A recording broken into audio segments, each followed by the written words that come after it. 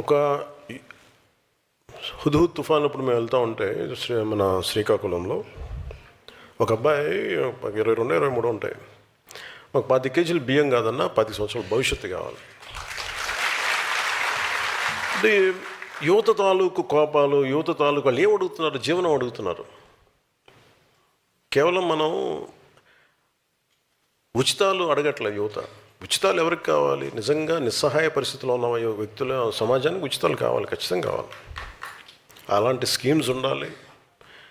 లేదంటే మనకి దివ్యాంగులకి పెన్షన్స్ పెరగాలంటే 5,000 కాదు, 4,000 కాదు, మనం 10,000 పెంచాం మన ప్రభుత్వం వచ్చాక. ఇలాంటివన్నీ ఉండాలి. ఎప్పుడు వెల్ఫేర్ స్కీమ్స్కి జనసేన ఎప్పుడు వ్యతిరేకం కాదు, ఉండాలి. కానీ వెల్ఫేర్ స్కీమ్స్ మీదే మనం ప్రభుత్వాన్ని నడిపేస్తాం, ఓట్లు వస్తాయంటే దాని మీద ఓట్లు పడవు అని అనటానికి క్లాసిక్ ఎగ్జాంపుల్ వైసీపీ. మేము బటన్ నొక్కేస్తాం, మీకు వెల్ఫేర్ స్కీమ్స్ పడతాయి, మీకు డబ్బులు వచ్చేస్తాయి అంటే కరెక్టే. హాస్పిటల్స్ ఇన్ఫ్రాస్ట్రక్చర్ వదిలేశారా మీరు? బటన్ నొక్కామని డబ్బులు పడ్డాయి అంటారు, కరెక్టే. మీరు హాస్పిటల్ ఇన్ఫ్రాస్ట్రక్చర్ వదిలేశారు. గవర్నమెంట్ హాస్పిటల్స్ ఎక్కడున్నాయి ఇప్పుడు అంత అద్భుతంగా?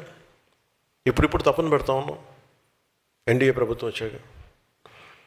ఎన్ని గవర్నమెంట్ హాస్పిటల్స్కి వెళ్తే క్వాలిటీ అత్యంత అద్భుతంగా ఉంటుంది. వై షుడ్ గో టు మనం ఎందుకు ప్రైవేట్ హాస్పిటల్స్కి వెళ్ళగలిగే పరిస్థితులు ఎందుకు ఉండాలి? మన గవర్నమెంట్ హాస్పిటల్స్ కూడా బాగుండాలి కదా. తమిళనాడులో బాగుంటాయి, పాండిచేరిలో కానీ.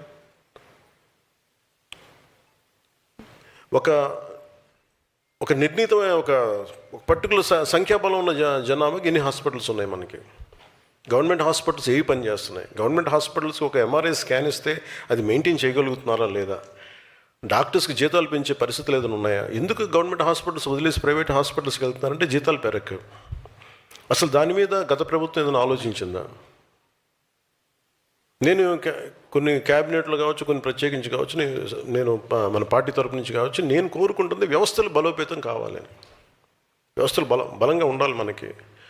Basic infrastructure, basic government schools, basic roads. ఎంతసేపు మేము మీకు బటన్లు నొక్కేసాం, మీకు డబ్బులు వచ్చేసాం. రోడ్లు ఎవరు వేశారు ఈ రోజున చెప్పండి? అంటే మీరు 70 సంవత్సరాలు టైంలో కూడా పడని రోడ్లు ఎందుకు పడ్డాయి? Because infrastructure is very important. ఒక రోడ్డు లేకపోతే ఊరి నుంచి ఎలా బయటకు వస్తాం? ఆ తర్వాత ముందు అసలు రోడ్లు ఇన్ఫ్రాస్ట్రక్చర్కి మనకి డబ్బులు పెట్టుబడి పెట్టడం మానేసాం. ఒక పైప్ లైన్ వేసి ఒక నీళ్ళు ఇవ్వాలి అంటే దానికి ఒక పెద్ద స్కీమ్స్. మన మధ్యన పాటిల్ గారు కూడా, మన సిఆర్ పాటిల్ గారు కూడా జలశక్తి మినిస్టర్, ఆయన గురించి ఆయనతో మాట్లాడుతూ ఉంటే అసలు బేసిక్గా నీళ్ళు ఇవ్వాల్సిన బాధ్యత మీదే కదా, రాష్ట్ర ప్రభుత్వాలది కదా, మాకు సంబంధం ఏంటన్న. ఇది తెలంగాణలో ప్రారంభించినప్పుడు జేజేఎం ఎప్పుడు కూడా అది జలజీవన్ మిషన్ అది కేంద్ర ప్రభుత్వాన్ని కాదు, రాష్ట్ర ప్రభుత్వం బాధ్యత. కాకపోతే ప్రభుత్వాలు బాధ్యత తీసుకొని బేసిక్ మన మౌలిక సదుపాయాల గురించి పని చేయకపోతే మటుకు ఎన్ని ఉచితాలు ఇచ్చినా ఇంకోసారి ప్రజలు రారు. అది కరెక్టే సార్. అంటే మన బాలశౌరి గారు చెప్తా ఉంటారు, సార్ కొంచెం మా గ్రామాలు ఉన్నాయి సార్, కొంచెం నీళ్లు తెప్పించి ఏర్పాటు చేయండి, కొంచెం పెట్టండి. అంటే మనందరం అంటే యువర్ ప్రాపర్ లీడర్స్ కాబట్టి, ఫ్యూచర్ లీడర్స్ కాబట్టి చెప్తున్నాను. మీ స్థాయిలో మీ ఏరియా పరిధిలో వెల్ఫేర్ స్కీమ్స్ ఉండాలి, అవసరమైన పెన్షన్లు ఇవ్వాలి, అవసరమైన వెల్ఫేర్ స్కీమ్స్ అన్నీ ఉండాలి కాదంట్లా. కానీ ప్రయారిటీ కూడా బడ్జెట్ దేనికి కేటాయించాలి, దేనికి కేటాయించకూడదన్న బాధ్యత మనకు రావాలి. అంటే అది మీ స్థాయిలో కూడా మీరు చెప్పగలగాలి. మీరు కొంత డిస్కషన్ పెట్టాలి. భవిష్యత్తులో మీరు అందరూ అడుగుతాను ఇవన్నీ మిమ్మల్ని. అంటే మీతో పార్టీ పరంగా మీతో డైలాగ్ ఉంటుంది. అందుకని వెల్ఫేర్ స్కీమ్స్ గురించి మీరు కొంత అవగాహన ఉండాలి. అలాగే ఈ హాల్లో ఉన్న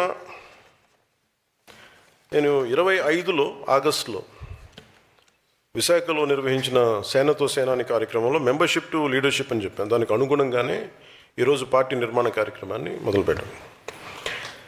ఇది ఎలాగా ప్రతి సభ్యుడు, జనసేనలో ఉండే ప్రతి సభ్యుడు ఒక ఉద్యమైన పదం కూడా చెప్పాను చాలాసార్లు. ఉద్యమం అంటే ఒకడు ఉద్యమించేవాడు, ఒక భావానికి, ఒక భావజాలానికి దాన్ని నడుము బిగించి ముందుకెళ్ళేవాడు వ్యక్తి.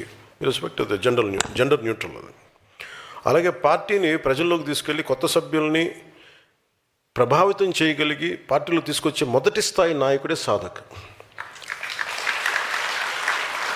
అలాంటిది ఈరోజు ఈ హాల్లో ఉన్న దాదాపు 700 మంది కమిటీ సభ్యుల్లో 600 మందికి పైగా సాధక్స్ ఉండడమే నాకు చాలా చాలా సంతోషం ఇచ్చింది. రాష్ట్ర వ్యాప్తంగా 22 లక్షల మంది సభ్యత్వం చేయడానికి 18,000 మంది సాధక్స్ పార్టీ కోసం నిరంతరం శ్రమించారు. సో మీరందరూ ఇప్పుడు నాయకత్వం నిరూపించుకునేందుకు మొదటి ఘట్టాన్ని మీరు పూర్తి చేశారు. సభ్యత్వ నమోదు కార్యక్రమం ద్వారా క్షేత్రస్థాయిలో మీ నాయకత్వ సామర్థ్యాన్ని మీరు నిరూపించారు. ఇప్పుడు తదుపరి అడుగు వేయాల్సిన సమయం వచ్చింది. ఈ నాయకత్వాన్ని సంస్థాగత నిర్మాణం దిశగా ఎలా మార్చాలన్న ఆలోచననే ఈ కార్యక్రమానికి మేము శ్రీకారం చుట్టాం. గతంలో కూడా కొంతమంది పార్టీ నాయకులకి పార్టీ నిర్మాణం కోసం బాధ్యతలు అప్పగించాను, కానీ వాళ్ళు ముందుకు తీసుకెళ్ళలేకపోయారు. దేనికి ముందుకు తీసుకెళ్ళలేకపోయారు అంటానికి, తెనాల్లో ఉండే తను మార్నింగ్ టైలరింగ్ పని చేసుకుంటా సాయంత్రం పూట వెళ్ళి ఒక పార్టీ భావజాలానికి ఆకర్షితులై సభ్యత్వం చేసి ఇది మన పార్టీ అని చెప్పగలిగే ఒక తెనాల్లో ఒక చిన్నపాటి టౌన్లో ఉండే శివాన్ని ఎవరు గుర్తుపడతారు చెప్పండి? నాకు వాళ్ళందరూ తెలుసు. నాకు వాళ్ళ వల్లే జనసేన ఉందని తెలుసు. నాకు కాదు, అది నేను అర్థం చేసుకున్నంతగా అంత ఓపికగా కనుక అందరూ అర్థం చేసుకుంటే ఈ పార్టీకి ఈ కార్యక్రమం ఈరోజు 22 లక్షలు కాదు, కోటి నిజంగా నేను చెప్పిన ఇప్పుడు కానీ నన్ను అర్థం చేసుకున్న వాళ్ళకి పట్టుమని 10 మంది కనుకుంటుంటే నా చుట్టుపక్కల నేనేం మాట్లాడుతున్నాను, ఎట్లా కనెక్ట్ అవ్వ దాని మీద కనుక నేను చెప్పింది నాకేం చేయక్కర్లా, నేను చెప్పింది తూచా తప్పకుండా పాటిస్తే ఈ పార్టీకి నేను చెప్తాను కదా, తక్కువలో తక్కువ జనసేనది 1 కోటి మంది సభ్యత్వం ఉండేది ఈరోజు. కాదే అర్థం చేసుకోవడం టైం పడద్దు. అంటే ఎవరితో మాట్లాడాలి, ప్రతి చిన్నపాటి ఈదురుగాలికి చెదిరిపోయే సమూహం మనకు అవసరం లేదు. అంటే గంగిగోపాలు గరిటె ఉంటే చాలు మనకి, బిందెడు గాడిద పాలు ఉంటే ప్రయోజనం ఏంటి మనకి? సో నేను అనుకుంటుంది జనసేనకి నమ్మిన వాళ్ళు 18,000 మంది సాధక్స్. ఒక దీంట్లో ఎంతమంది నిలబడతారు ఎన్ని ఇంకా మనం ఫిల్టర్ చేస్తే కనీసం ఒక 5,000 మంది ఉన్నారనుకోండి. 5,000 మంది, do think it's a small army?